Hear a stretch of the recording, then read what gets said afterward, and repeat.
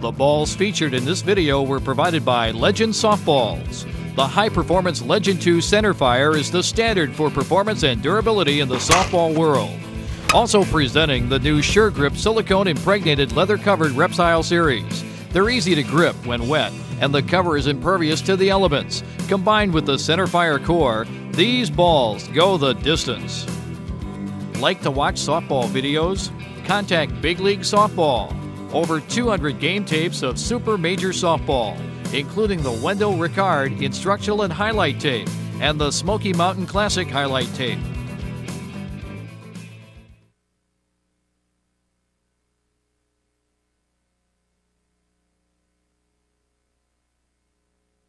If you like to see the bombs hit, buy a highlight tape.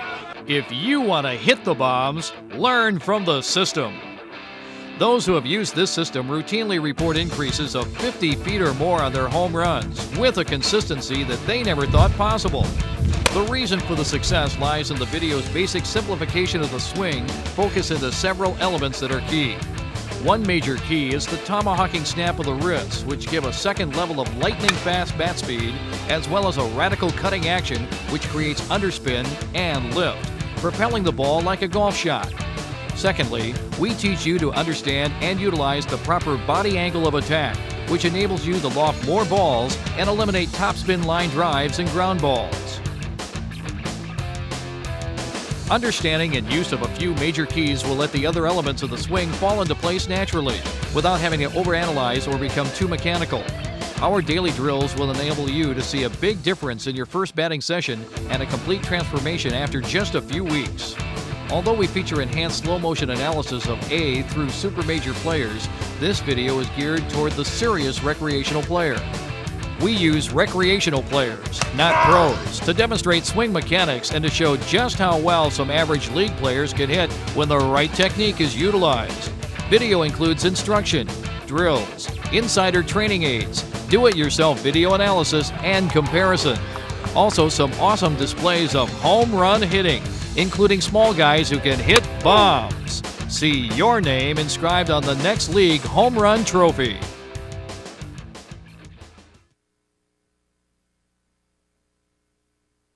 Hello everybody, welcome to beautiful Lakeland, Florida. Today we're being hosted by Polk County Park and Recreation Department. This is an awesome complex and we thank them for their southern hospitality.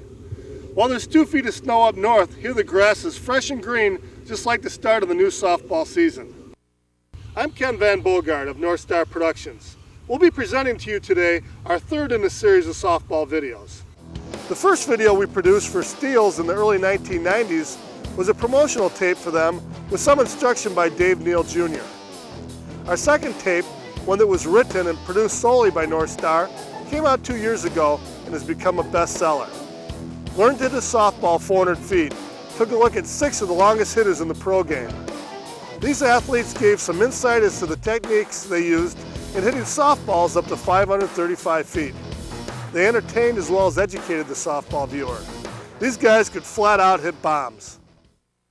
Our goal for this, the third tape, was to provide you, the viewer, with an instructional tape that would go into great detail in breaking down that pro swing and teaching you the mechanics of slow pitch hitting.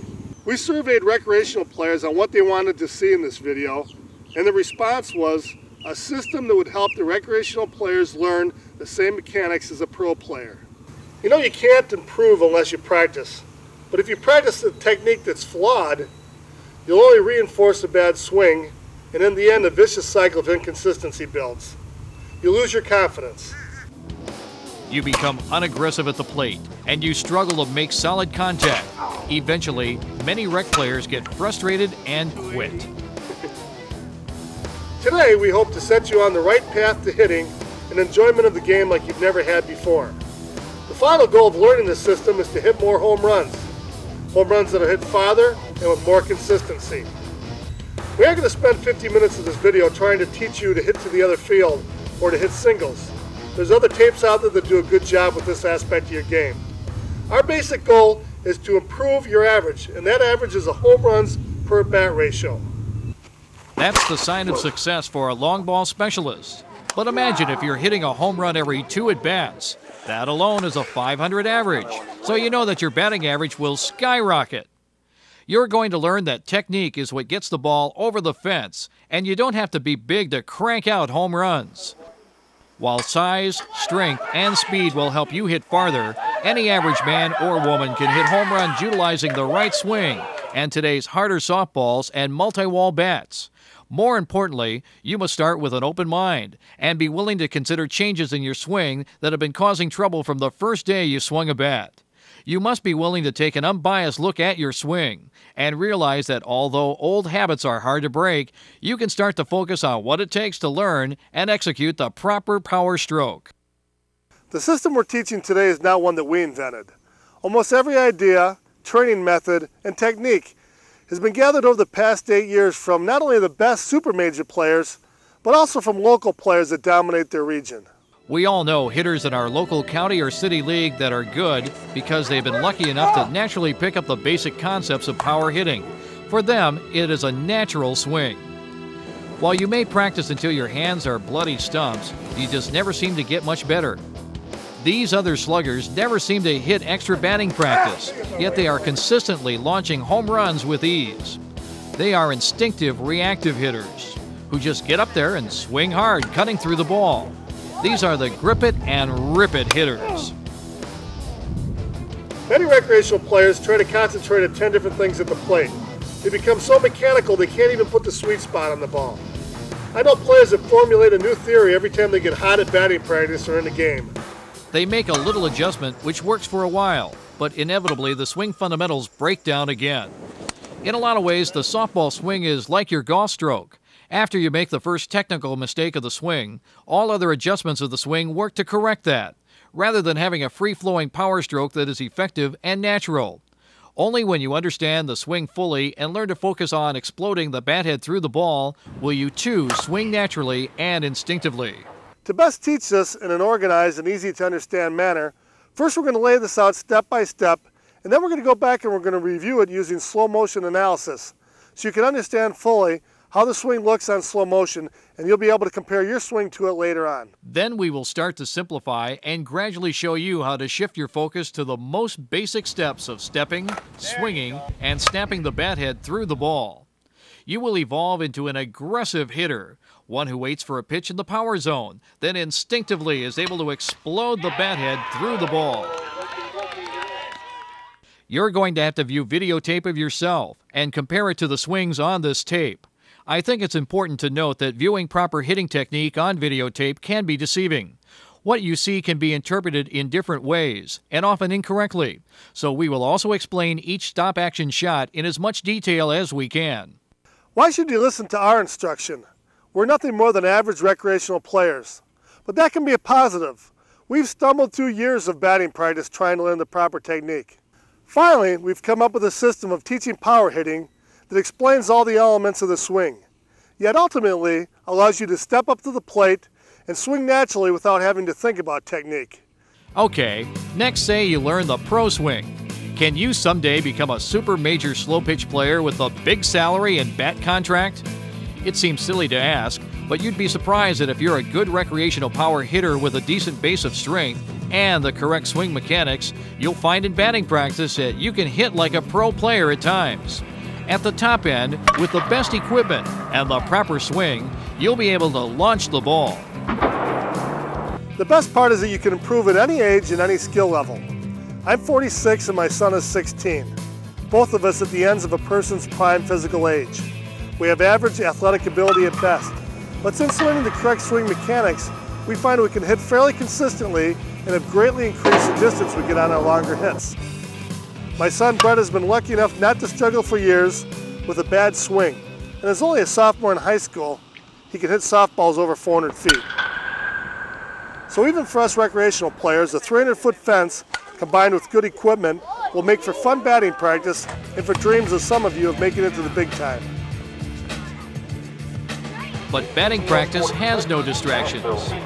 It's in game conditions the pros really shine and make us look like the amateurs we are. Most of these guys were college stars or former Major League Baseball players, tremendous athletes. Once you throw in a crowd, gain pressure, and tough pitching, it's the elite athlete's gift of tremendous hand-to-eye coordination that sets the super players way above the layman. They can adjust to the elements and continue pumping out long balls like well-oiled machines.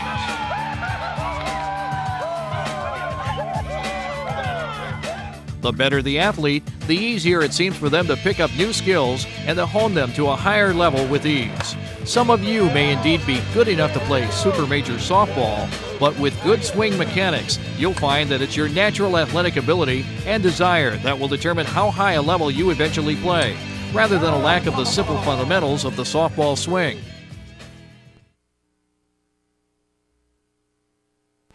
Let's start out by answering some general questions you've submitted and explore the validity of some old wives' tales on hitting. Surprisingly, a lot of recreational players don't even know at the start whether you're pulling the bat head into the ball or if you're taking your hips and throwing the bat head, like throwing a baseball. But that wasn't the case at all. It wasn't a pulling motion. That pulling motion made for a very slow swing. You would step, you'd pull right to here. The hands would pull at the same rate all the time. The bat head would come around at the same rate. You can only swing with about 60% of your power doing it that way. And I'm talking about setting a stationary object here. If you wanted to break something, say you had a rod and you had a glass ball on top of that, you wanted to break it. Well, if you were to step and just pull this in, you can only swing with about 60% of your power because your body mechanics wouldn't be. But if you were to throw, if you were to take a step and then throw by popping the hips open, letting the arms lag behind, and then after you create a little tension coming up your body, a little bit of a wind-up, throwing and snapping, then you're able to swing at 100%, close to 100% of the power you could utilize. So it's not a pulling motion at all. It's a throwing motion, like throwing a baseball. It's a step, the hips pop open, your body catches up and throws. The second question we have is, how do you generate maximum bat speed? All right, let's say first off we realize from the previous step that we're not pulling the bat, we're throwing the bat. Well, to create maximum bat speed involves some other things we'll talk about a little bit later, but basically to get the maximum bat speed, to get that second level of lightning fast bat speed, you have to have the hands lag behind and you have to have that good tomahawking snap of the wrist. You'll notice that right here, with just this little flick of the wrist, the bat's going to move about 36 inches, somewhere in that vicinity. And it's going to move that fast in probably tenths of a second. We're not going to get that scientific or anything, but in just tenths of a second. Whereas if I were to pull the bat around and not have that good snap of the wrist, I'm going to be one motion here, and it's going to take me probably over a second. I think I timed it one time, 1.2 seconds. Now, you can get a bat speed meter, and you can certainly sit down and you can check your speed on it, and that would be more scientific. But basically, when your hips pop open, your hands are going to lag behind. Your hips lead the hands, lead the bat, and your hip turns the upper body. The shoulders throw the hands. You're going to be in this position here. Your bat's going to be lagging behind. Your wrists are just about ready to snap over, and bango, right there. In just a tenth of a second, the bat swings around. That's where you generate that second level of bat speed that's going to give you a cutting action. It's going to give you a really fast bat, and that's going to give you your distance. How many steps do I think of up at the plate? The less steps you can think of, the better off you're going to be. Basically, you want to evolve into that instinctive grip and rip it player. But you're going to come in each time, and we're going to talk about getting set in the box, getting set in a stance. But you're going to have a little ritual you go through to get yourself set in the box. You're going to learn from batting practice where you want to be. But that step right there is just something that you don't even think about. You step in, you get yourself into your stance, into your ready position. Wait till the pitch comes into the zone. Once it's in the zone, you'll take a little step. And then basically your focus is on tomahawking the wrists, snapping them over, and exploding through the ball. That's all there is to it. The simpler the better. You get up there and you'll grip it and you'll rip it. Do I actually throw my hands through the ball? Well, of course. Your hips pop open, your hips throw the upper body and the shoulders throw the arms throw the hands throw the bat head. One of the popular theories in baseball is to just take a short step with the shoulder down and to throw the hands through the ball. That's basically correct in the fundamental thoughts of it, but the problem that players get when they try to do this is they become flatline swingers. And by that I mean they don't roll the wrists over, they take and they throw the butt of the bat, and I've seen many coaches in baseball that teach that. They take tell the player to throw the butt of the bat at the ball. And look what that creates from the side here. If I throw the butt of the bat at the ball, I step and throw the butt of the bat, I'll end up like this. And it's basically a throw, but you end up without rolling the bat, being in the same position you would as if you pulled the bat around. And I guess from the baseball standpoint, it's good because they aren't really trying to create home run hitters. They're trying to create guys who can make solid contact, and that's a lot better than striking out. But with that swing there, and forgive me if I'm doing a few of the baseball steps wrong, I'm just trying to give you the basic idea of that theory. They step with the shoulder down, and then they throw the hands. Well, the good part is that the bat head is through the zone a long ways. And if you hit the ball here, you might be going to right field, center field. If you get all the way around here, you pull it. And these guys will end up here, they roll the bat head over here, and they'll end up with the classic bat position up. And again, this might be great for baseball, but for softball, the thing that I don't like is you don't get that second level of bat speed. So indeed, you do throw the hands, but in slow pitch, you throw the hands, and you must tomahawk roll the wrists. By tomahawking, roll into the wrist, and we'll get into that a little bit deeper later on, simply mean that it'd be like throwing a tomahawk sidearm. You throw like that, it's a little bit of a turn, but your top hand, especially if you have a cup grip, and we'll get into the grip in a minute, the top hand throws it just like you would a tomahawk.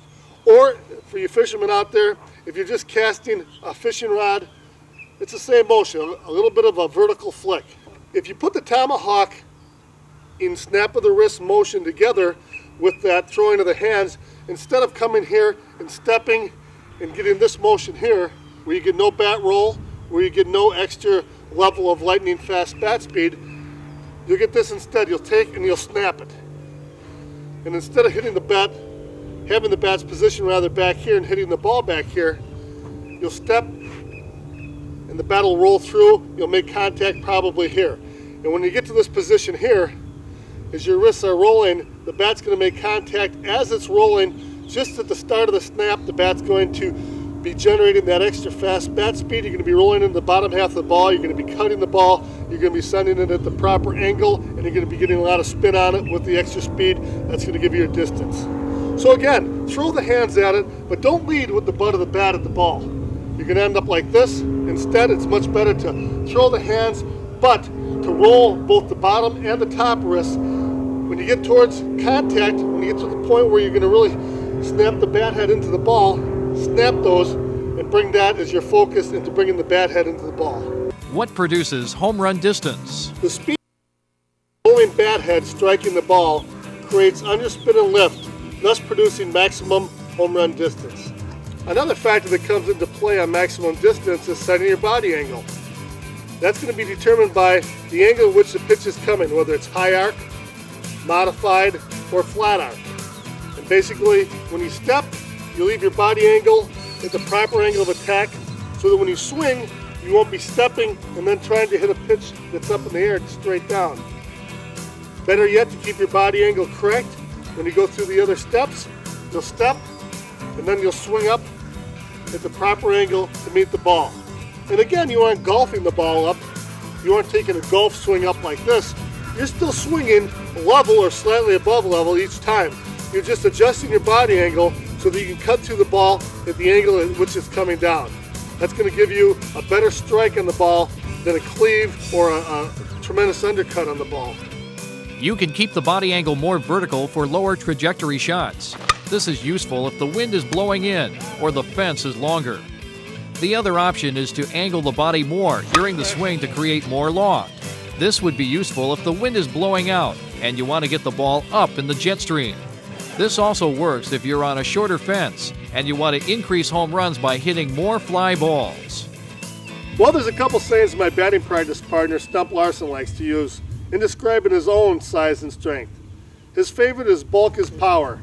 We'll just get a little camera time, all right?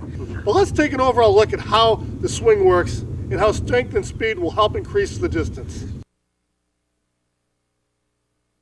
First of all, the batter must generate power, which is transferred to the bat head and finally the ball. Speed plus mass equals power. Bat speed comes from the correct technique and natural ability and conditioning. Keeping relaxed and loose before and during the swing improves bat speed. The step ahead into the pitch, starts the body mass forward and starts to shift the weight onto the front foot. Then we convert this linear or straight ahead force to a spin or rotational force using the power of the hip turn. It is not one motion forward that develops the power, rather it's one continuous motion that goes from a forward to a rotational force. As the body comes ahead on the front foot, the back foot starts the rotation of the hips by driving the back hip open. Helping to finish the rotation is the force off the front foot, driving the front hip backwards. This powerful and rapid turn of the hips starts energy up the power shaft, transferring through the waist and stomach muscles, the chest, and the shoulders. From here, the arms, hands, and ultimately the bat are thrown through an arc, creating a tremendous force. Leverage is applied in opposite directions by the wrists, resulting in the rolling or snapping of the wrists and rapid acceleration of the bat and bat head towards the ball. This final snap of the wrist will move the bat head a long way in a short amount of time.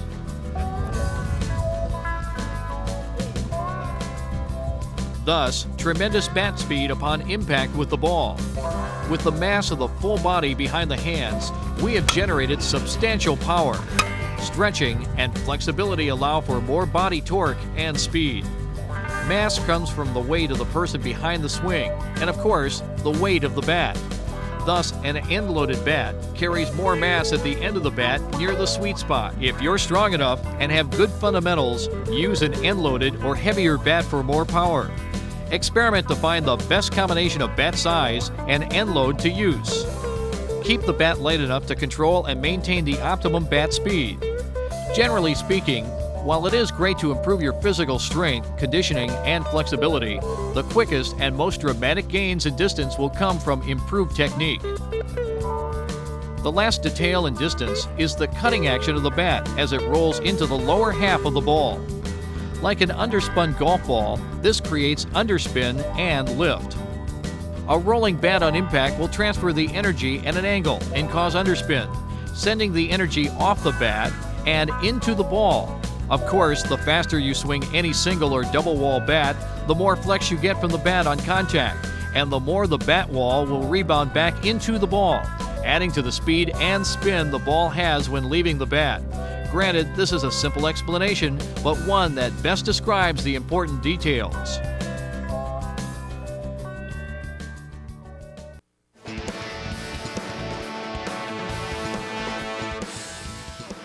There's several different ways that you can approach getting set in the box, and basically whatever one you use, one is the bottom working up to the top, the other is top down to the bottom. But the importance of using the same ritualistic approach each time is that you work yourself into a relaxation mode, kind of like a self-hypnosis thing. You get yourself set. It's something, no matter what the circumstance, you can get in there, you can get yourself in a position where you might not know the pitcher, you might not know the fields of the ball you're using, but you can get in there and at least you can say, I've done this a million times, I can get myself set, I can get comfortable, and I can get in a position where I know I'll feel confident to attack the ball. And basically on the bottoms up, you get your feet set wherever you want to have them. That's a matter of personal preference. You guys are serious softball players, so I know that most of you have this worked out already, but basically I'll leave my stance a little bit straight away or perhaps a tiny bit open. Next thing is I'll work up to the knees and I'll flex a little bit on both knees and I'll get a little bit of the weight on the quads. This is a position that many of you guys who are athletes or in basketball, wrestling, or in football as a linebacker, it's a stance where you're comfortable, you're ready to move to either side, head or back. That's an athletic stance. You get in that position there. Then you move up to the shoulders. And what I like to do is take the bat back to the attack position. Your arm, your lead bottom arm, is pretty much straight back. This elbow is down. Sometimes they have the elbow up. They teach that, but I think that your hands are the first thing that come back. And if your elbow's up, I think you might get more bat rotation back, but I think it puts you in an awkward spot to try to bring your elbow down and then swing.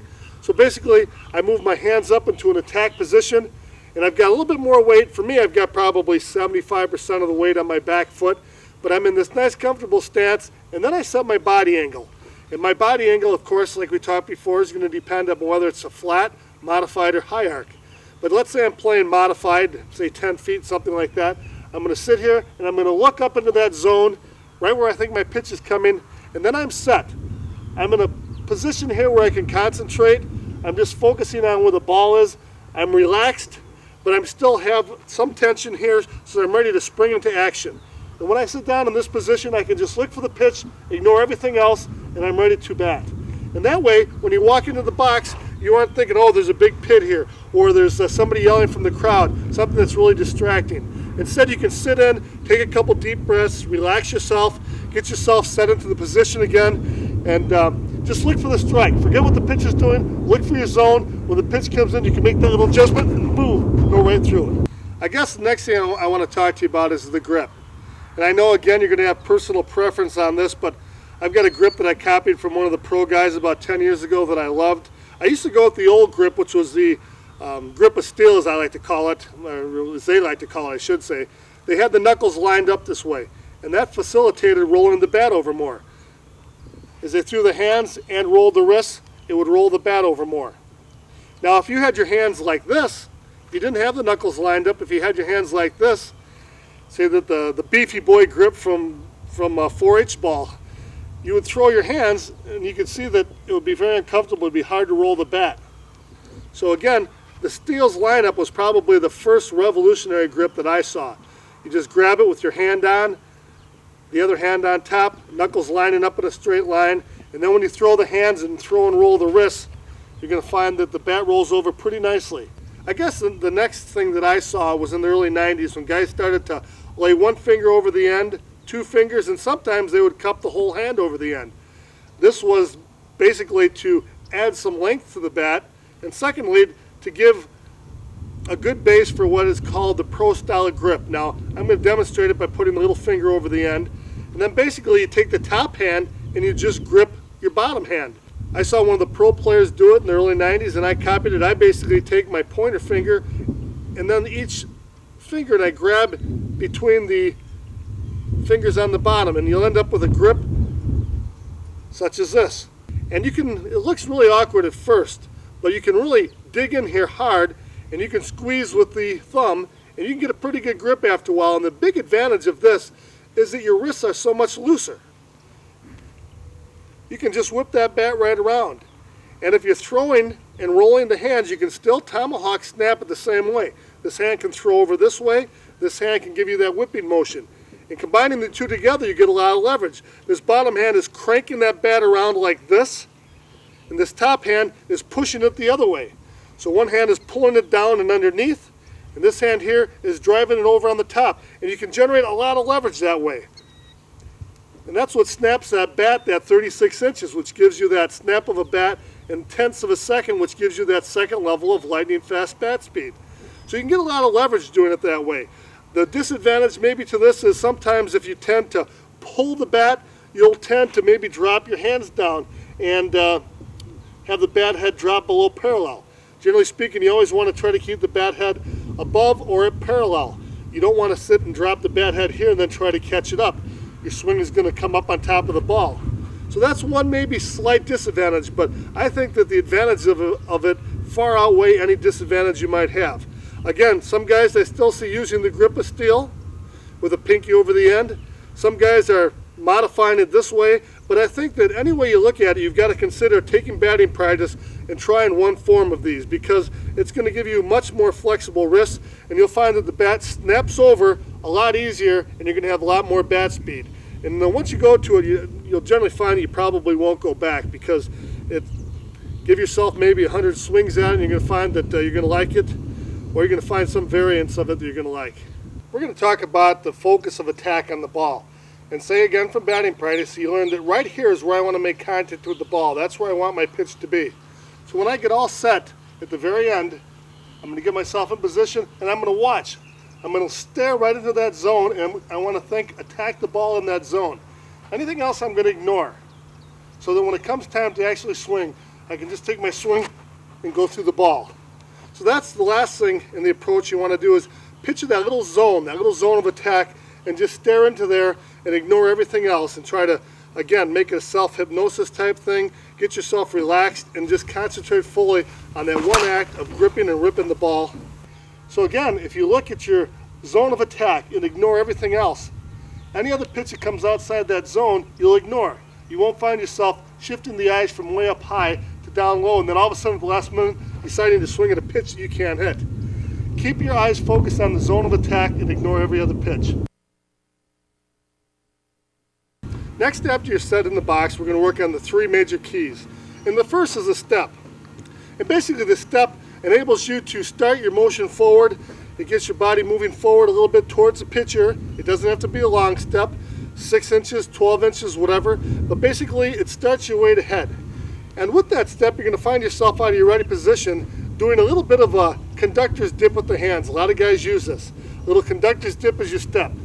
And again, as you step, as we talked about the body angle before, you keep the body angle at a proper angle so that you can approach the pitch and hit it with the right trajectory. So basically the step is the first part, but you have to move forward towards the pitch in order to start the mechanics on the right path. You can't just sit back here and swing. You're going to be jammed back in the swing, so you want to take that first step. And again, you come out of your relaxed bottoms up position, and when the pitch comes in, a little bit of a dip of the hands, bring it back up to the ready position, and that's your step. You're looking into the zone. When the pitch comes into the zone, I go ahead and I dip the hands down, actually holding the body angle back, and I take my step. Again from the other angle.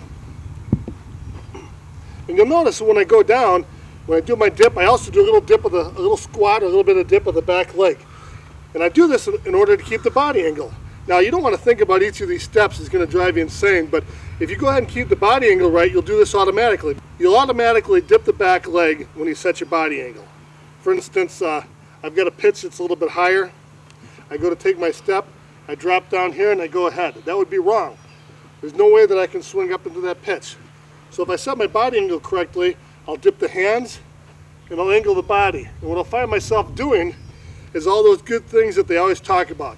Counter-rotating, Ike, Mikey, and Dee Marini's video. You'll be naturally cocking the hands back, bringing the bat head back some, and that's because you're going to want to be keeping them in the position they were, and all these things will flow into place. You don't have to think about all these steps, but just by understanding that you set the body angle correctly, that you do a little bit of a dip of the hands, and by stepping, put all those three things together, and you'll end up with a proper approach on the step.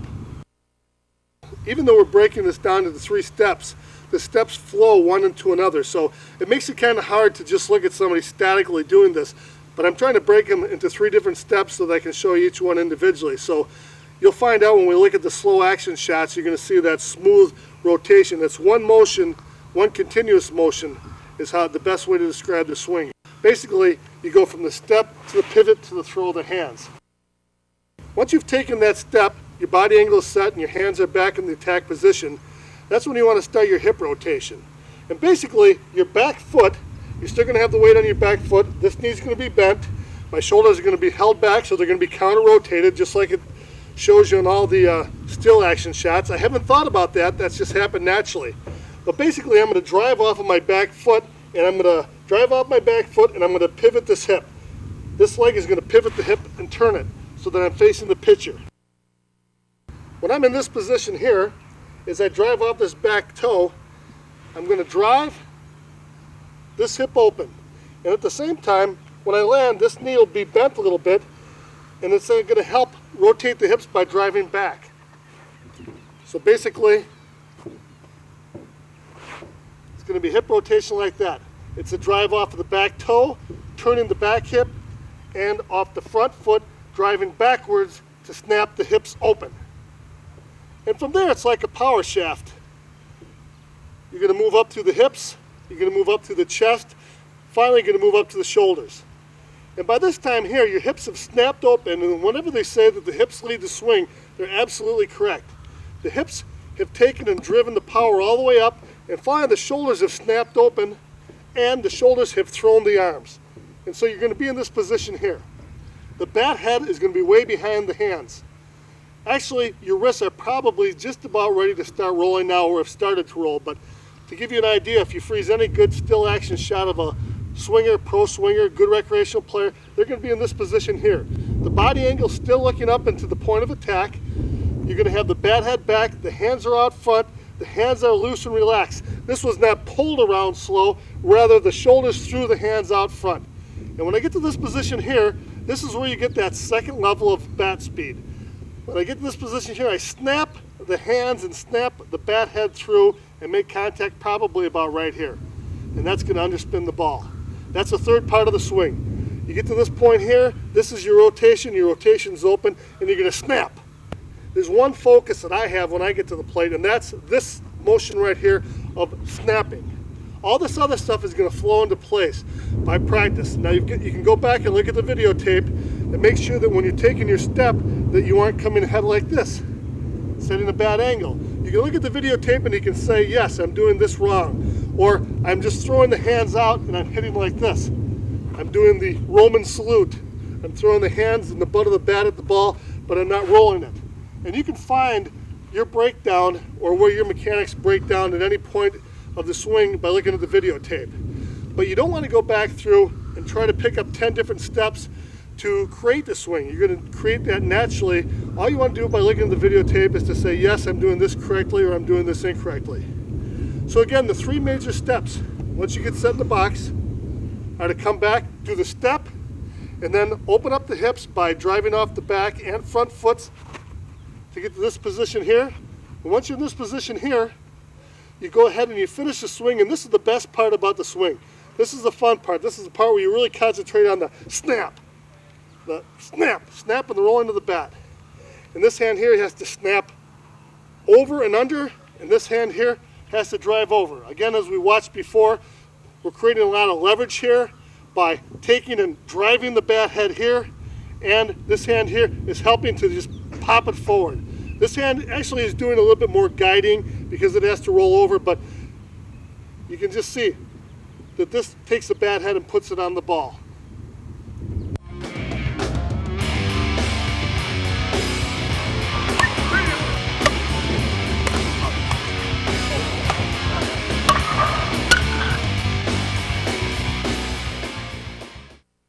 Again, the dip of the hands in the step, the rotation of the hips. Getting to this point here, the hips are open, the hands have been and arms have been thrown by the shoulders. There's the power transferred all the way up the body. And finally, the best part of the swing where you snap the bat head, rolling it into the ball. And of course, as we talked before about the wrists, this hand I guess actually would guide more because it actually wants to roll over and bring the bat up into this position. And this top hand, though, is more of the power hand, I guess you would say. It just creates a tremendous amount of pop forward, and the two hands working against each other, this one pulling, this one pushing. You can't even take the time to think about that except for here. When you get up to the plate, you just want to snap it. But understand that that's why the bat head is being driven through, and you get to this point of impact. And basically, you're hitting the ball, and you're rolling the bat head right here, and when you finish, you're going to find that your hands are going to want to continue to roll and bring the bat head down. I like to release the hand when I get to about right here. You're going to find that most pro swingers, as they finish, are going to let go of the bat head, and that bat head is going to continue down. Not up like this, but it's going to continue down. A quick word on cutting the ball. By snapping the wrist, you start to roll the bat on contact. Combined with the natural swing angle, the bat will strike the lower half of the ball as the barrel turns over and angles slightly downward. This series of motions creates a hard underspin of the ball on impact and ultimately provides the maximum distance. As the swing finishes and the bat continues its downward flight, your energy has been spent leaving you in a balanced, finished position. If you have swung correctly, the ball has leaped off your bat, and the whole transfer of power to the ball has felt effortless. To make this feel even smoother and to help you with your timing, let's take a moment to understand the timing and rhythm of the swing. The pre-swing timing hitch and step, along with the natural coiling or counter-rotating of the body, must be done with a relaxed low level of intensity. The key is to think in percentages. The pre-swing or counter-motion step is short and relaxed. For example, let's say it's only done with 10% of your total power, but the swing is a rapid explosion of 100% of your speed and power. The emphasis is on explosive speed, not muscle tension. Some hitters use a cadence such as wait, explode. But any way you do it, realize that this is a timing rhythm that will deliver the best combination of power and control.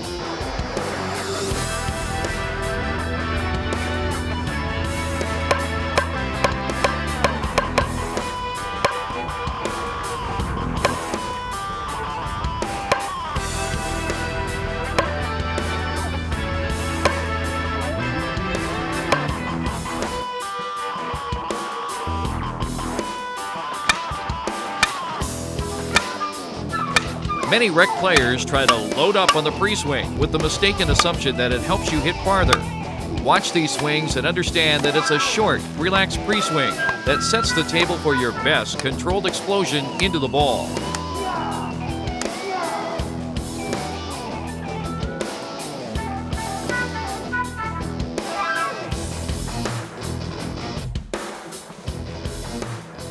The next step on our list of percentages is trying to hit the ball with 90 to 100% of the power you can generate. You ought to be able to step up to some stationary object like a fence here and picture hitting that at 100%. And basically I would get into my stance, bottoms up, all the stuff we just worked on, do my 10% step, and then on my 100% pivot and swing, I would drive and hit into that fence as absolutely hard as I could, and I ought to be able to hit from 95 to 100%. So when we're talking about percentages, you've got to get up in the box. You're going to have to be able to swing at 90 to 100% of your total power. Picture the ball that comes into your strike zone. If I want it chest to shoulder high, it's going to be right here. And instead of thinking about anything else, I want to think about swinging at 90 plus. And so I'll just go through, do my 10%, and then I'll explode through like it's a stationary object, like it's a fence, or like it's a tee. So that's the way you're going to have to get 90% of your power or more in order to be a power hitter. And again, if you use the 100% timing method we did on the step and the swing, that's going to help. If you find yourself not able to swing at 90% power or better, look for a couple things. One thing is make sure you aren't pulling the bat into the ball. That's going to cut that down to 60-70%. Make sure you aren't leading the butt of the bat into the ball. Again, if you lead the butt of the bat into the ball, you're going to end up here and you aren't going to roll the wrists over. If you start doing that, think more of a snap. You're going to be able to drive hard, but probably rather than looking at hitting the ball as a moving object, picture the ball in your strike zone, your zone of attack. Picture that as a stationary object and say to yourself, hey, that's the fence. I'm going to step and I'm going to explode through that ball and hit it hard. I'm not talking about making contact. I'm just talking about swinging at 90% of your power. Then you've reached the next level, which is talking about how much of the percentage did you transfer into the ball. Now basically, if you're swinging with 90 to 100% of the power that you can generate on a full swing, and if you can transfer 85% of that to the ball, you're going to be a great home run hitter. And the fundamentals of transferring that to the ball are several. One of them is when you go to transfer the ball, you want to have the proper body angle, you want to have the proper step, the proper rhythm, and you want to be able to hit the ball in your zone. And if you're hitting it with the bat snapping through, you ought to be able to hit at least 85% of the ball. Now, sometimes you hit a home run that you've really underspun, but you might have come down a little bit on it and cleaved through it. You're still getting the good underspin, but you come back and you say to the guy, oh man, I didn't hit that at all, and it went. Well, you know, the guys who don't know the swing are going, oh man, here we got to hear that again. But basically the fundamentals there are, if you're a big strong guy and have a good bat and good balls, you've put a great deal of underspin on it and you swung at 90%, so you had a good fast bat speed. You just didn't transfer all of the energy into the ball. You might have only hit the ball with 60%. You might have only transferred 60% of that power from the bat into the ball. But because of the underspin, because of the good equipment, and because of the bat speed, it carried out for a home run. Now if you can get to 85%, and that's the problems you have transferring generally come from probably your body angle. You've come ahead maybe and brought the shoulder down, the pitch is coming here, and so you're having to change your angle and swing down like this, and you might hit it at more of a radical angle. Ball's coming here, bat swinging here, that's more of a glancing blow. Basically, another reason might be if you're rolling your wrists a little bit late and still swinging hard, you might be over the top of the ball a little bit late with the snap of the bat, and that again can give you some top spin line drives, it can give you some ground balls. But basically, if you're using the fundamentals we showed you, you're going to be hitting pretty good. One of the best times in softball is you see a guy get up there He's swung with 90 to 100% of his power, and he's actually transferred about 95% of that into the ball. And those are those long tape measure shots where a guy cuts it, it spins out of control. They're looking from all the other diamonds, and he walks in and he says, man, that felt great. He says, I didn't even feel like I swung hard. Well, that's because he's taken that full 90 to 100% swing, and he's transferred 95% of it into the ball, and he's left feeling basically nothing because all that energy has been transferred through to the ball. The legendary baseball player Ted Williams wrote a book on hitting, The Science of Hitting. And in this, he showed a zone that was out ahead of the plate.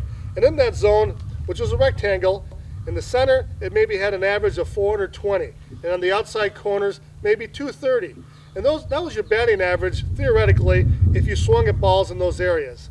So the same thing can apply to slow pitch hitting and home run hitting. And if we use that for home runs per at-bat ratio, in the very center, you're maybe going to hit a home run every 1.9 at-bats. But as you work to the outsides, pitches that your swing is not suited for hitting, you're going to find that it goes to 2 to 3 to 4, maybe on the outside corners, it's a home run every 8 or 9 at-bats. So look at this chart and understand the importance of finding a pitch you can hit and ignoring all others. When we talked about the zone of attack, we said focus on that spot that you've learned is your spot. And pretend the ball is a stationary object and just look to hit that ball in your zone. Whether it's up here, whether it's down here, with a lower swing, find where you hit the most consistent home runs. And your swing doesn't necessarily have to look like one of the stars like one of Ricard's. Everybody's style is going to be a little bit different. Even though the basic mechanics and fundamentals are pretty close to the same, you might be a lower hitter than him, he might be a higher hitter. As long as you're wrist snapping through, creating the good dynamics of the swing, it's going to work out well for you. And remember, when you swing at a pitch way down out of the zone, your odds of hitting a home run go down greatly. But not only that, it reinforces and brings back some of the old bad techniques you had. It might lead to lunging. It might lead to dragging the bat around. So if you're undisciplined and looking for your pitch in the zone, it can also take you out of the nice swing, something you've worked very hard for. So certainly if there's one thing we can really stress, it's to swing only at that pitch in the zone and ignore all others. Well, I hope all this work has not made you too tired. If it has, grab a soda and some snacks. When you get back, we're going to take a look at equipment, training tips, and how to take productive batting practice. You've got to find from swinging and batting practice that right combination of bat speed and bat mass. I think generally speaking though, a 28-ounce bat for most guys is going to work out pretty good, at least give you a good starting point. These bats are designed different, multi-wall bats that flex, they have different fundamentals. Find out for that particular bat what size is going to work the best for you, and you're going to find out, generally speaking, that a 28, 29, maybe down to a 27 or 26, but generally speaking, a 32-ounce bat for most people is going to be too heavy. As a softball junkie, there are many catalogs and internet sites that retail all the goodies your game desires. But one publication no serious softball player can be without is Softball Magazine. This magazine is not only stunning to look at, but has training articles by experts in the field and updates on softball from the recreational to the super major level. One particular item the rec player will find invaluable is Bat Wars. Twice a year, this event is held and recreational players are invited to a complex to hit all the new bats on the market. They rate these by categories, and thus you, the reader, can have an unbiased view of total performance. If you can't make the event, at the very least, you can read what your peers think of a prospective new purchase. I'll leave you a number for Softball Magazine at the end of the video. Although I swing several different bats, my current favorite is this one from Kelly Sports. It's called the Raptech Bat, and it was a winner in the performance rating this year in Bat Wars. So you can see the weapons are out there, and you can find something that's going to work best for you in a price range you can afford. Another factor limiting distance can be softballs. Low core or low compression balls make it harder to flex the double walls of your bat. Our sponsor, Legend Softballs, has been producing some of the best balls on the market today. They hope to revolutionize the game with a ball impregnated with silicone. If you keep looking in these catalogs, keep following it, bat-wise, ball-wise, you're going to find yourself keeping up with equipment and finding out that you're able to enhance your game by having the best possible equipment available.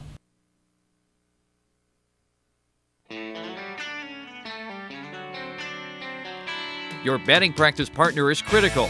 You need a guy who isn't too lazy to concentrate on pitches, and a good attitude is a must. Competition is good, but make sure it is handicapped fairly so one partner does not get frustrated. I like to get a bag of 80 balls. You can buy new, used, at secondhand stores, go to leagues and tournaments, and buy the used balls. This way, 2 guys can hit 40 each without distractions. Try to use a similar ball to what you usually use in league or tournaments. Take 5 swings and out. This keeps you concentrating. It also breaks up a groove, so you must start over and find it again. It helps the ability to find the groove more quickly in game situations. Swing at good pitches only. Don't expect to swing at bad pitches in BP and have a good eye in the game. Bad pitches will take you out of the good swing mechanics. Also, pitch the same arc that you face in the games. Again, it takes some effort not to just lob the balls in, but this will make you a much better hitter. If you play high arc, you better be throwing them up. Have contests that make you develop a better eye and try to live out real game situations in practice. Visualize hitting the winning home run, and you'll reinforce positive mental influences that will be around during games. Quit before you're tired. It may be fun to hit, but when you tire and can't concentrate, you'll leave yourself in the position of slipping back into old habits. Leave on a positive note, not asking for just one more. Quit on a home run. Learn to experiment with different angles of attack and types of pitches. You can learn to get the ball up in the air higher for when the fence is short or the wind's blowing out. Also, if you keep the angle less, you will hit lower, 3-iron type of home run shots that will carry out longer and into the teeth of a wind. We want to talk about high arc technique now a little bit. The high arc technique is different. Again, I mentioned sometimes they throw as high as 20, 22 feet up, and that ball comes down at an angle just about like this. And basically you have the carpet, which sits behind the plate, and you have the home plate area. So you have a rectangle that's about 3.5 feet by perhaps the width of the plate wide. And that's your strike. If it lands on any part of the carpet or plate, it's a strike.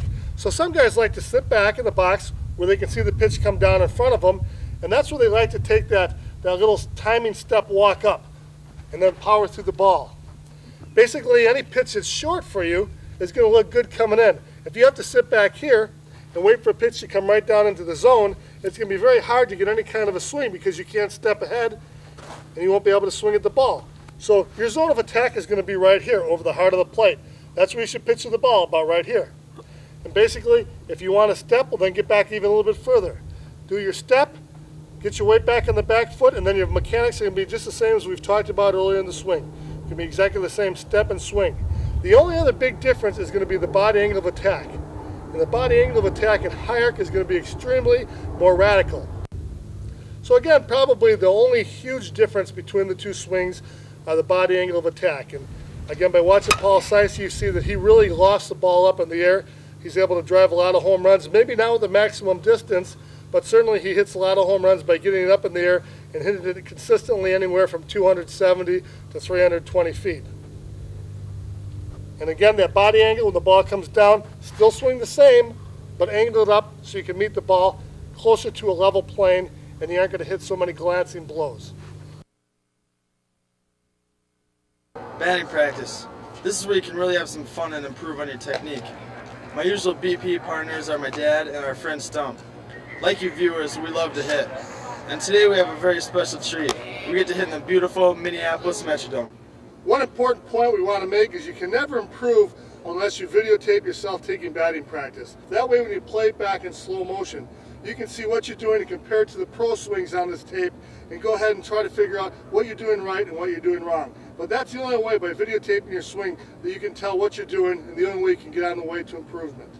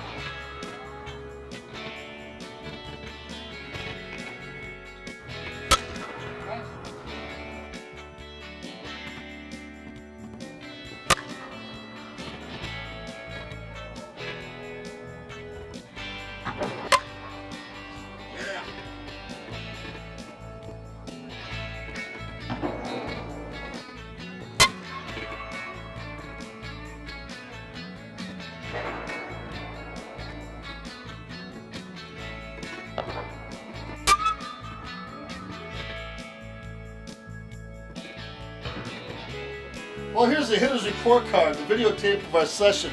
And although we had a lot of fun, I knew I was getting jammed in my swing and losing a lot of power. I just didn't know why. I think the Wonder Ricard has the sweetest swing in the pros, and I've tried to copy it. So when I came home, I put in the Wonder Ricard instructional tape, and right away after comparing my swing to his, I found a big flaw in mine. Wendell uses the dip of his hands and a lift of his knee as a timing device. As his hands come back, he's stepping forward and the whole body comes ahead with the swing and the pivot. Now both Brett and I were off on the timing. We were starting to reach out our step before the hands were even back and ready to swing. So when we finally started to pivot, we had basically already stepped and were jammed back on our back leg. Now once those hands are back in the attack position, the body should be coming ahead with the step and smoothly changing the direction from a forward motion to a rotational motion. So as often as you can, use the videotape as a tool because lots of times your perception of what you're doing is a lot different than what's actually going on. I want to thank everybody for joining us today. Hopefully we've answered a few questions and put you on the right track to learning the pro swing. Hope you guys can go out there and hit some bombs. We want to thank the 3 upper-level recreational players who helped out with the video. Although they use the basic system, they each like a different type of pitch and have completely different physical makeups. John Gavin is huge, and he likes to drive a thigh or waist-high pitch to center field. Paul Sizey is the premier high-arc hitter in southern Wisconsin. He rolls the bat on impact, but his body angle is radical to allow him to hit high-arc pitches up in the air. Sean Quinn has the most radical tomahawk power stroke of the 3. He likes a chest-high pitch and really cuts the ball. Because he's small at 5'10", 169 pounds, this swing will generate the most power, but will sacrifice a bit of consistency. Thanks for your help, fellas. Our final goal for you is to make you an instinctive, reactive hitter, or simply a grip it and rip it guy. Get set in the box and block out all else except the focus on your strike, and then the explosion through the ball. As you finish your swing, enjoy the beautiful sight of a ball spinning out of sight.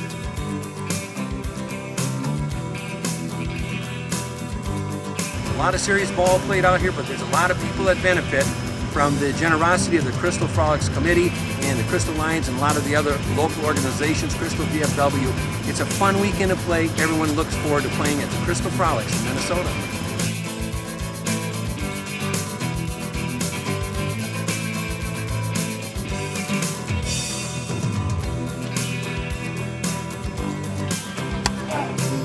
Crystal Frolics Homerun hitting contest champion R.J. Olson.